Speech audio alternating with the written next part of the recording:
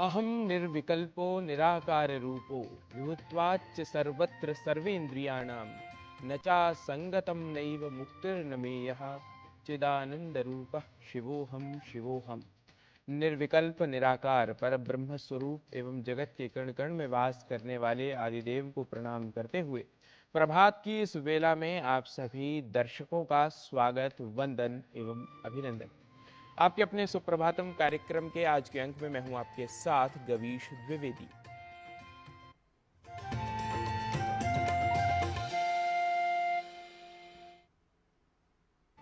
तो कार्यक्रम के आज के अंक का श्री गणेश करते हुए सुप्रभातम के प्रथम प्रभाग आज के पंचांग के माध्यम से जान लेते हैं आज के तिथिवार एवं नक्षत्र को।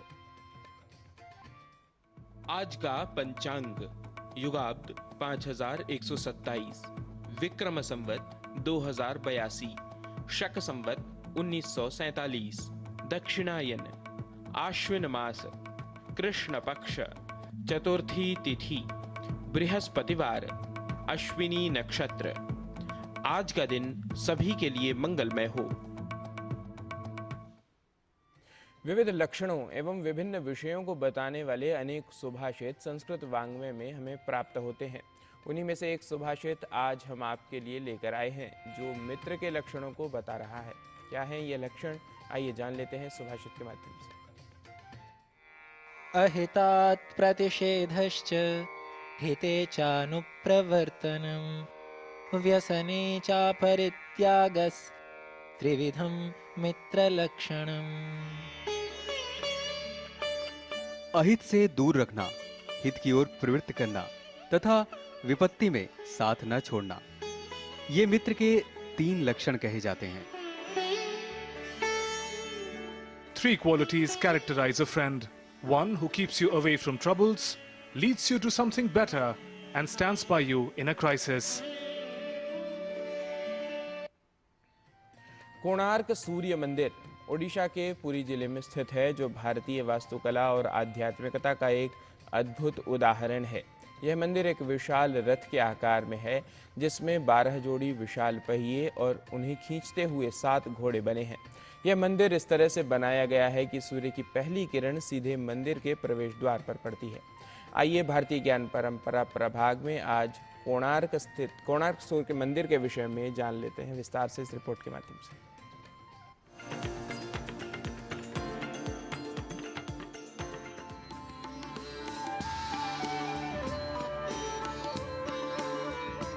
वेदों और पुराणों में सूर्य देव को संसार की आत्मा माना गया है।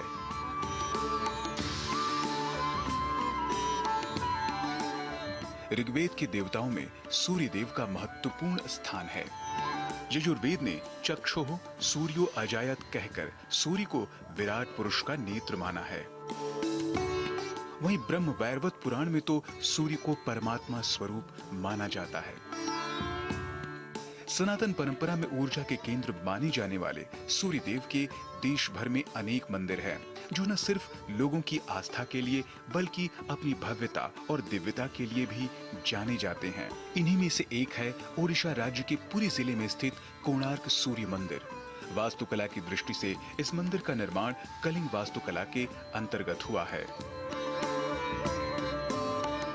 कलिंग वास्तुकला शैली एक ऐसी शैली है जो प्राचीन कालिंग क्षेत्र या ओडिशा, पूर्वी बंगाल और आंध्र प्रदेश के उत्तर क्षेत्रों में विकसित हुई है। इस मंदिर का निर्माण बलुआ पत्थर और ग्रेनाइट से हुआ है। साथ ही इसका अध्यात्म की दृष्टि से भी विशेष महत्व है। यह मंदिर सूर्य देव को समर्पित है। इस मंदिर को पूर्व दिशा की ओर ऐसे बनाया गया है कि सूरज की पहली किरण मंदिर के प्रवेश द्वार पर पड़ती है। यह मंदिर कलिंग शैली में निर्मित है और इसकी संरचना रथ के आकार की है। रथ में कुल 12 जोड़ी पहिए हैं। एक पहिए का व्यास करीब 3 मीटर है। इन पहियों को धूप घड़ी भी कहते हैं, क्योंकि ये समय बताने का काम करते हैं।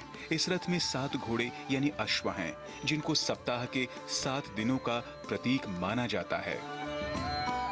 कोणार्क शब्द 2 शब्दों कोण और अर्क से मिलकर बना हुआ है, जिसमें अर्क का अर्थ सूर्यदेव है।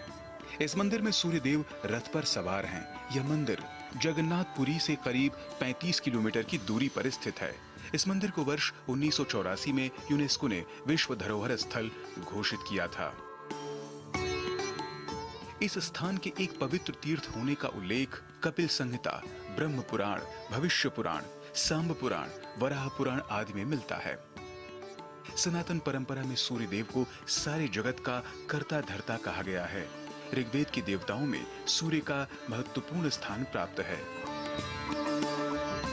भारत में हुए G20 शिखर सम्मेलन के समय हमारे प्रधानमंत्री जी ने संयुक्त राज्य अमेरिका के राष्ट्रपति और ब्रिटेन के प्रधानमंत्री को अपने पीछे लगी कोणार्क के सूर्य मंदिर के चक्र की प्रतिकृति से भी परिचित कराया।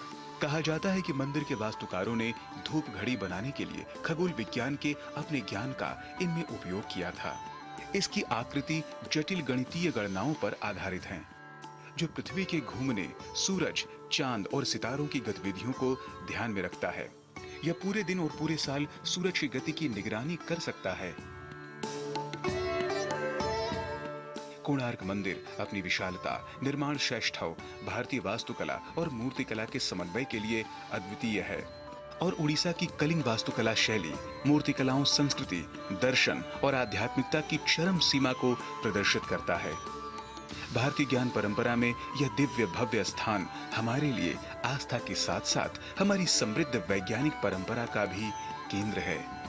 राजमंगल पांडे के साथ जैनेन्द्र सिंह की रिपोर्ट, डीडी न्यूज।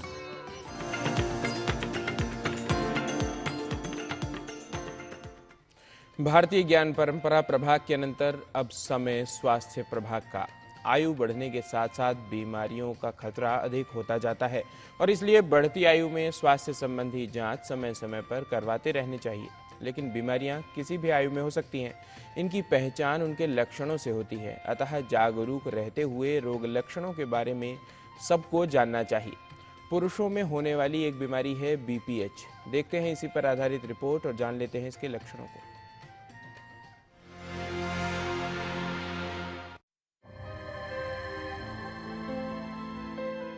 पुरुषों में प्रोस्टेट की समस्याएं आम हैं, जिसकी वजह से मूत्र संबंधित समस्याओं के लक्षण उत्पन्न होते हैं। प्रोस्टेट यानी गुदूद ग्रंथि पुरुषों के मूत्राशय के नीचे स्थित होती है, जो कई छोटी ग्रंथियों से मिलकर बनती है। गुदूद ग्रंथि यानी प्रोस्टेट, जिसे पौरुष ग्रंथि भी कहा जाता है, ये पुरुषों के प्रजनन तंत्र का अहम भाग होती है।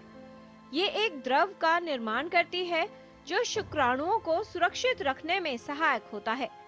प्रोस्टेट ग्लैंड यानी पौरुष ग्रंथि से जुड़ी कई समस्याएं हो सकती हैं। इस ग्रंथि में सामान्य बैक्टीरियल इन्फेक्शन से लेकर कैंसर जैसे गंभीर रोग हो सकते हैं। उम्र बढ़ने के साथ प्रोस्टेट ग्रंथि का आकार बढ़ने लगता है, जिसे प्रोस्टेट एनलार्जमेंट या BPH यानी बिनाइन प्रोस्टेटिक हाइपोप्लेजिया कहते हैं।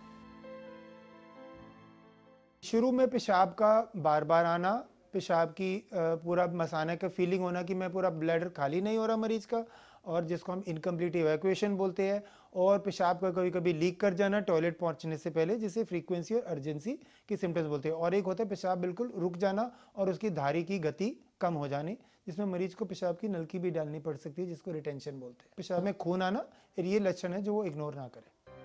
कई कारण गुदूद ग्रंथि के बढ़ने के खतरे को बढ़ाते हैं। बढ़ती हुई आयु, परिवार में किसी को BPH की समस्या हो, अधिक वजन या मोटापा, हृदय रोग, रक्त संचार संबंधी रोग, मधुमेह, शारीरिक श्रम न करना और स्तंभन दोष, इन सभी से BPH की समस्या का खतरा बढ़ता है। पेशाब की कोई भी सिम्टम्स जो गदूद के होते हैं वो मरीज पहले तो इग्नोर ना करे। उसका एक बेसिक टेस्ट जो जैसे कि उसका पेशाब का चेकअप करवाना, एक खून का PSA चेकअप कराना और अल्ट्रासाउंड चेकअप कराना, ये बहुत अनिवार्य है। एक बार पेशाब का जो बेसिक टेस्ट होता है वो कराने के बाद डॉक्टर एक बार गदूद की पैल्पेशन करता है कि गदूद कितना बड़ा है, जिसे डिजिटल रेक्टल एग्जामिनेशन बोलते हैं। ये ज्यादातर सारे जनरल सर्जन भी कर सकते हैं और यूरोलॉजिस्ट तो करते ही है। बीमारी में प्रोस्टेट का आकार सामान्य से काफी बड़ा हो जाता है। वैसे तो उम्र बढ़ने के साथ प्रोस्टेट ग्रंथि के ऊतकों में गैर नुकसानदेह ग्रंथियां विकसित हो जाती है, जिसकी वजह से धीरे धीरे ग्रंथि का आकार बढ़ने लगता है, उसमें वृद्धि होती है।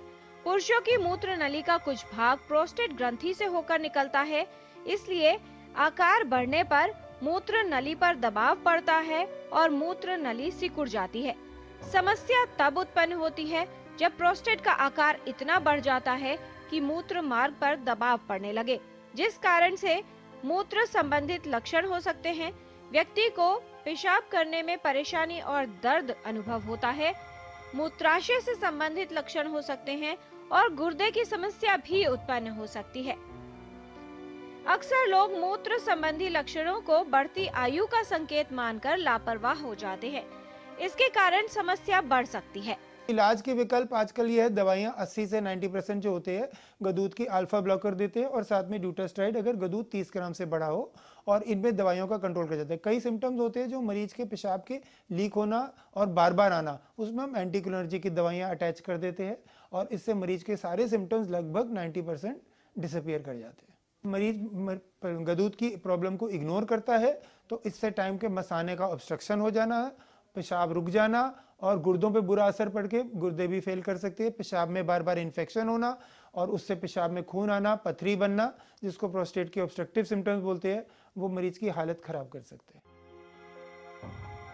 गुदुद ग्रंथि की समस्या होने पर उसका सही इलाज करवाना चाहिए, जिससे समस्या को रोका जा सके और जटिलताओं को कम किया जा सके। जिनमें अगर फैमिली हिस्ट्री है तो वो 5 साल पहले अपना एनुअल चेकअप स्टार्ट करवा ले, यानी 45 साल की उम्र के ऑनवर्ड से, और ज़्यादातर 50 साल की उम्र में, और प्लस अगर कभी भी सिम्टम्स अपीयर करे तो कोई भी मर्द को चेकअप तो करवाना ही चाहिए। Healthy eating, lifestyle changes, weight को कंट्रोल में रखना, जिसका BMI ना होना, रेगुलर एक्सरसाइज करना और वेजिटेरियन डाइट प्रॉब्ली बेनिफिशियल है जो पाया गया है, और दवाइयाँ का सेवन और बाकी चीज तंबाकू, अल्कोहल का सेवन को कम से कम किया जाए। यदि आपको मूत्र करने में समस्या या जलन जैसे लक्षण हो रहे हैं तो उसे लेकर लापरवाही न करें, उसका कारण जानें, विशेषज्ञ से परामर्श लें और उसका सही इलाज करवाएं। किरण भारद्वाज, DD न्यूज।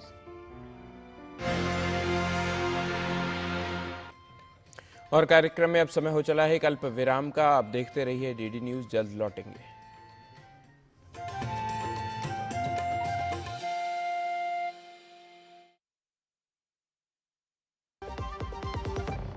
अब आया असली स्वाद। अब आया स्वाद। जब स्वाद के पड़े हो लाले तो MDH का चंकी चाट मसाला डालें। MDH का चंकी चाट मसाला। MDH। 3 महीने में पैसे डबल। वाह, फास्ट और हाई रिटर्न्स भी। क्या स्कीम है? कल तो नहीं थी यहाँ। और कल होगा भी नहीं। तूने कभी 5 ओवर में डबल सेंचुरी मारी है? ऐसे स्कीम के बहकावे में आके हम धोखा खा सकते हैं। और RBI कहता है अपना पैसा सुरक्षित रखो और समझदारी से निवेश करो। अगर ज्यादा रिटर्न के पीछे भागोगे तो रिस्क भी उतना ही उठाओगे। और फास्ट रिटर्न से बच के। और फास्ट बॉलिंग से भी। RBI कहता है जानकार बनिए, सतर्क रहिए। डॉक्टर दादू, ये प्रीमियम क्या होता है? बेटा, प्रीमियम मतलब समझ लो पेट्रोल। जब तक कार में पेट्रोल है तब तक कार चलेगी, पेट्रोल खत्म कार स्टॉप। पर पापा, इस बार पेट्रोल खत्म होने पर भी कार चलती रहेगी। वो कैसे? LIC के जीवन लाभ में प्रीमियम पेमेंट हो जाए स्टॉप, पर पॉलिसी के फायदे चलते रहते हैं। मतलब अब लाइफ की गाड़ी चलेगी नॉन स्टॉप। LIC हर पल आपके साथ। MDH की देगी मिर्च, देगी मिर्च का तड़का, अंग अंग फड़का। MDH की देगी मिर्च।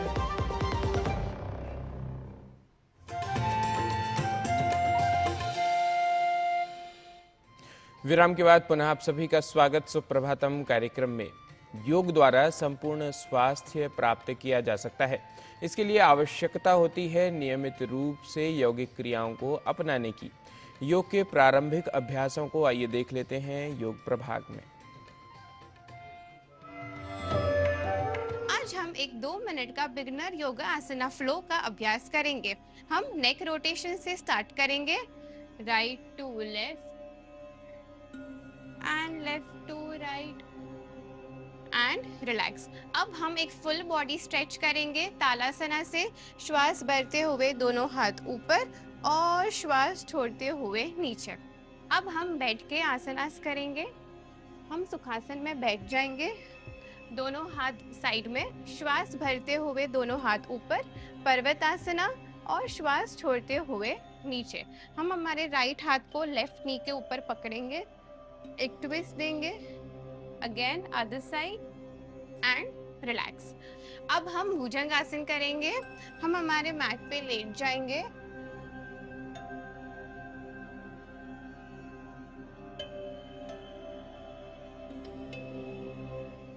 अब हम पवन मुक्तासन करेंगे। हम हमारी मैट पे लेट जाएंगे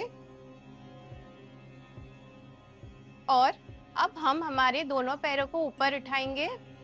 दोनों पैरों को अच्छे से प्रेस करेंगे पेट की तरफ एंड रिलैक्स। यह सभी आसनों को हमें 5 से 10 राउंड तक रिपीट करना है और हर आसन में हमें 10 सेकेंड्स तक होल्ड करना है। आइए जानते हैं कुछ और प्रैक्टिकल टिप्स योगा गुरु डॉक्टर हंसा जी योगेंद्र से। नमस्कार। दिन की शुरुआत अगर सही हो तो पूरा दिन सही जाता है। हमारे हर कर्म सही होते हैं। उठते से ही गुनगुना पानी पीना, रात को सोते वक्त गुनगुना पानी पीना, उठते से ही लंबे थोड़े सांस ले लेना, ईश्वर को याद करना बहुत ज़रूरी है।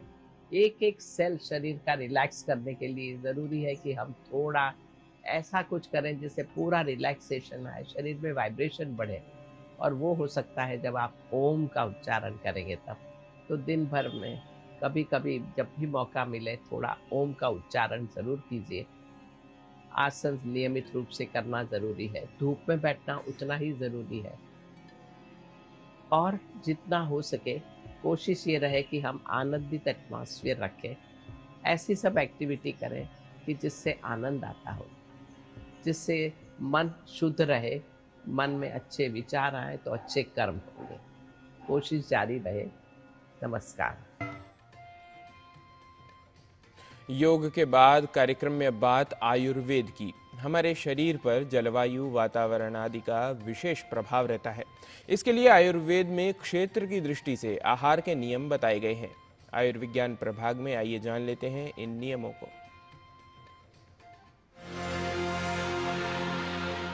हम जिस स्थान पर रहते हैं वहाँ की जलवायु, वहाँ की वातावरण का प्रभाव हमारे आरोग्य पर सीधा पड़ता है।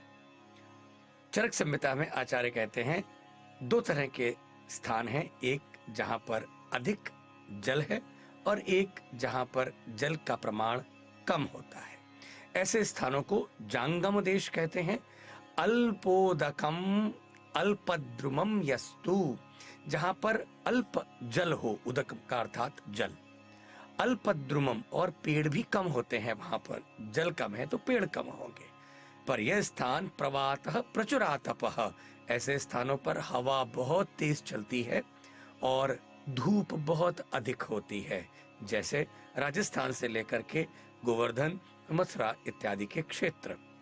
ज्ञेयः सह जांगलो देशः स्व अल्प रोग मतो अपि, इनको जांगल देश कहा जाता है और ये देश अल्प रोग के देश कहे गए हैं। यहाँ पर रोगों का प्रमाण कंपैरेटिवली, तुलनात्मक रूप से देखा जाए तो अन्य स्थानों से, जलीय स्थानों से कम होता है। इस कारण से यहाँ पर जो प्राणी जैसे गाय इत्यादि की भी जो नस्लें हैं वो भी काफी हृष्ट पुष्ट देखी जाती हैं। ऐसे स्थानों पर बहुत ज्यादा रुक्षता होने के कारण घी, दूध इत्यादि का सेवन अधिक मात्रा में किया जाता है और यहाँ पर डेयरी प्रोडक्ट से एलर्जी नहीं देखी जाती है। और इसी के साथ सीखने के क्रम को आगे बढ़ाते हुए आइए अब संस्कृत पाठशाला में आपको संस्कृत के कुछ व्यावहारिक वाक्यों को सिखाते हैं। दिखाए जाने वाले वाक्यों को स्क्रीन पर देखते व सुनते हुए आप सभी मेरे साथ इनका अभ्यास करिए।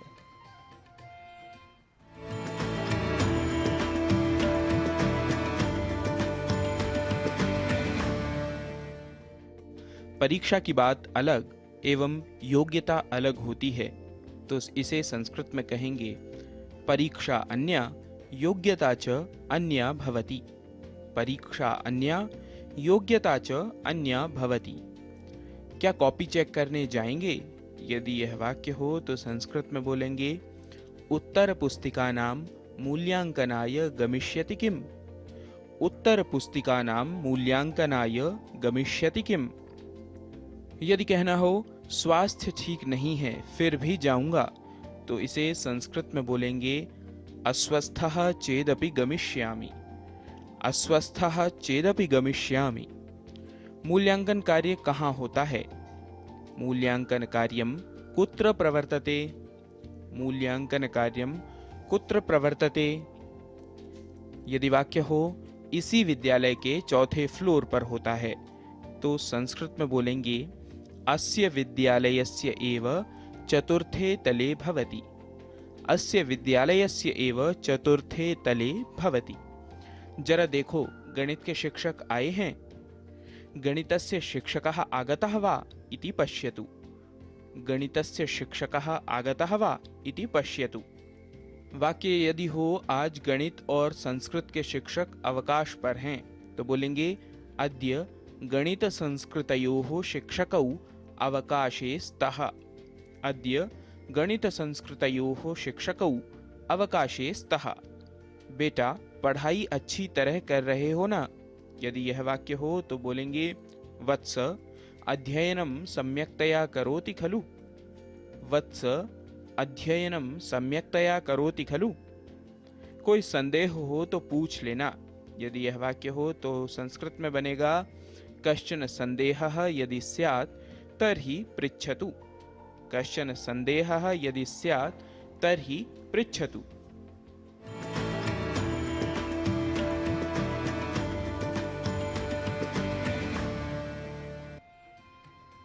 कार्यक्रम में अब समय प्रेरक व सकारात्मक समाचार का। मशरूम की खेती और पशुपालन के प्रशिक्षण से आत्मनिर्भरता की राह मिली है।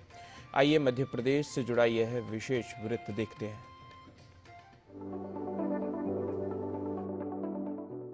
मिलिए मध्य प्रदेश के बालाघाट जिले के ग्राम भजियापुर की सुमा दीदी से।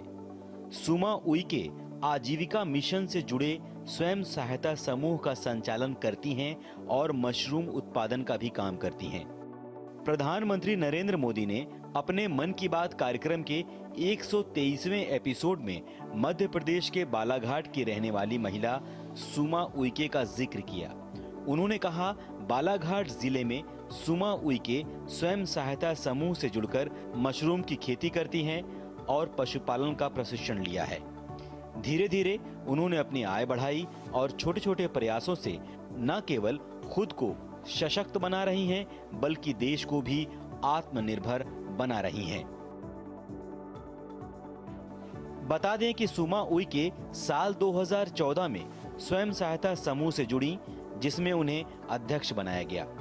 फिर साल 2017 में आजीविका मिशन से जुड़ी। इसके बाद उन्होंने मशरूम की खेती के बारे में ट्रेनिंग ली। यहाँ से ही उनके अंदर आत्मनिर्भर बनने की चाहत हुई।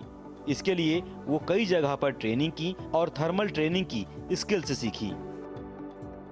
सुमा दीदी ने साल 2021 में 2000 लोन लेकर अपने ही घर पर ऑयस्टर मशरूम की खेती शुरू की।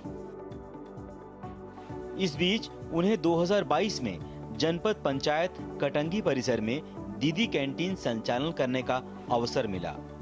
आजीविका मिशन के दौरान उन्होंने प्रधानमंत्री मुद्रा लोन लेकर कटंगी शहर में अपना आजीविका थर्मल थेरेपी सेंटर शुरू किया, जिससे ये आत्मनिर्भर बनी और दूसरों को रोजगार मुहैया कराया।